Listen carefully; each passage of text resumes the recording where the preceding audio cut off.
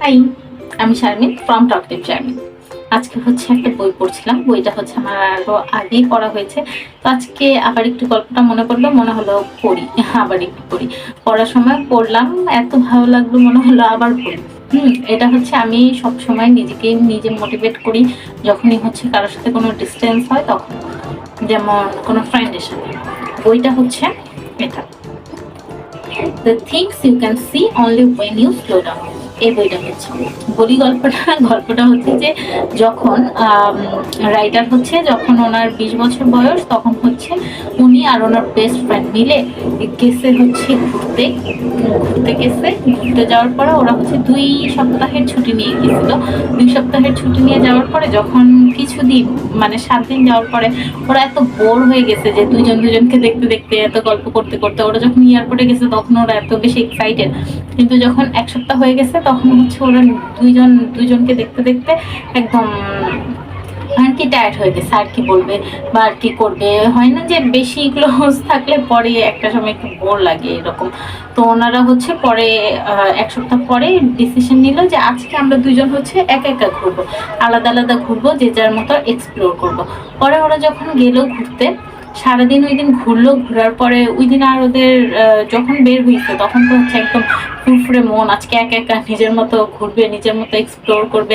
কিন্তু যখন কিছুক্ষণ গেল তখন দেখা গেল যে নতুন জায়গা, ব্যাগ ক্যারি করতে কষ্ট হয়। এরপর হচ্ছে খাওয়ার সময়ও একা একা বেশি একটা ভালো লাগে না, বোর লাগে। এরপর যখন ছবি তুলতে পারে না সুন্দর কোনো প্লেস, বা হয় না যে আমরা সুন্দর কোনো একটা প্লেস দেখলে যেমন গিয়ে এক্সাইটমেন্ট প্রকাশ করি, ওইরকম এক্সাইটমেন্ট কারোর সাথে প্রকাশ করার কেউ ছিল না। পরে হচ্ছে ওই দিন ওরা বুঝতে পারে যে একজন আরেকজনের মর্ম। এরপর আবার যখন ওরা হোটেলে ফিরে আসে তখন হচ্ছে আবার ওরা ওদের হচ্ছে এনার্জি ব্যাক পায়। পরে হচ্ছে ওরা আবার দুজনের সাথে মানে সারাদিন কি কি করলো সেই গল্পগুলো করে। এরপর হচ্ছে পরের দিন থেকে আবার ওরা হচ্ছে খুব এক্সাইটমেন্টে ঘোরাফেরা শুরু করে।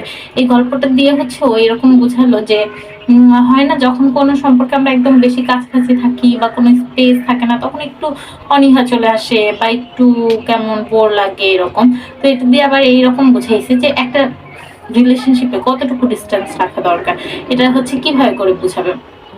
তো বোঝানোর ক্ষেত্রে বলতে যে এটা হচ্ছে অনেকটা ফায়ার প্লেসের মতো, যে আমরা যখন আগুনের তাপ পোহাই তখন যেমন একবারে কাছে চলে যাই না যে পুড়ে যাব, আবার একবারে দূরে চলে যাই না যে হচ্ছে তাপই লাগবে না, এরকম না। এর জন্য বললো যে প্রতিটা সম্পর্কে হচ্ছে এরকম ডিস্টেন্স রাখার দরকার, যে যেন খুব বেশি কাছে গিয়ে পুড়ে না যাই, আবার যেন খুব বেশি দূরে না যাই, যেন মানে তাপই না লাগুক। আমার হচ্ছে এই কথাটা এত বেশি ভালো লাগছে। এই বইয়ের প্রতিটা অনেক অনেক জায়গা আমার এত বেশি ভালো লেগেছে, এত বেশি মোটিভেটেড অনেক জায়গায়।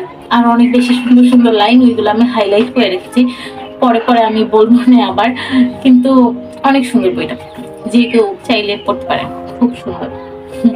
এই তো শেষ, টাটা বাই বাই, আল্লাহ হাফেজ, ধন্যবাদ শোনার জন্য।